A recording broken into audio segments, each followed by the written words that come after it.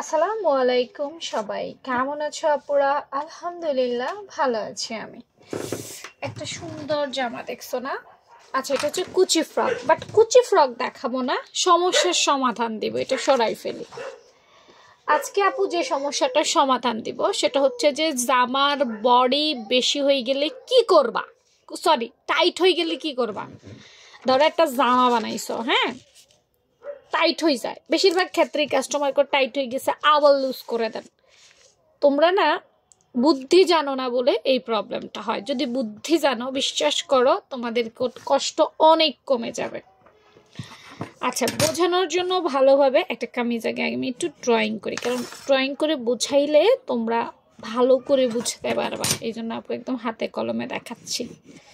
তো যারা এখনো আপুর পেজটা ফলো দেওয়া নাই, ফলো দিয়ে রাখো। আচ্ছা, মনে করো এটা হয়েছে আমগো একটা কামিজ, তাই না?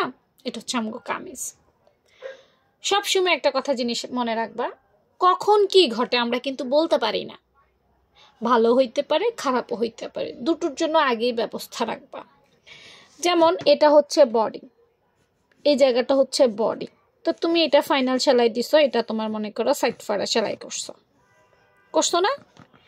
আমরা বডিতে অলওয়েজ দুইটা সেলাই দেই। কয়টা সেলাই দেই?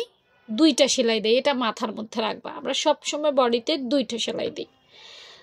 একটা জিনিস অনেকেই করো, এখানেই একটা সেলাই দাও, আবার এটার উপরেই আরেকটা সেলাই দাও, মানে টাইট হওয়ার জন্য, ঘাড়ো হওয়ার জন্য এখানেই দুইটা সেলাই দিয়ে দাও।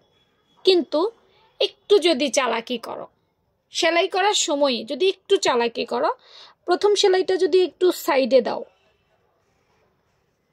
সাইড ফাড়ার দিকে তো আর বাড়ার বা কমানোর সুযোগ নেই, তাই না?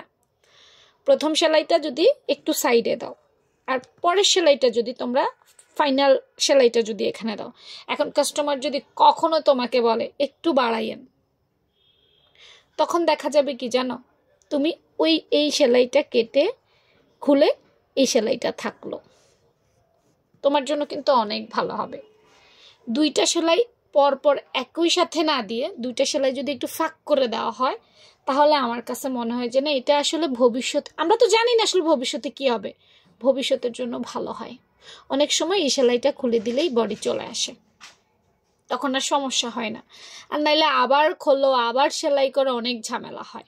আমি সবসময় এমন করি, একটা সেলাই থেকে আরেকটা সেলাই একটু ফাঁক করে সেলাই করি।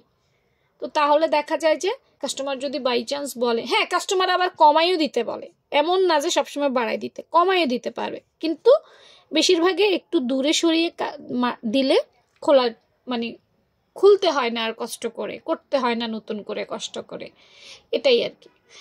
তো ভালো থেকো সবাই, আল্লাহ।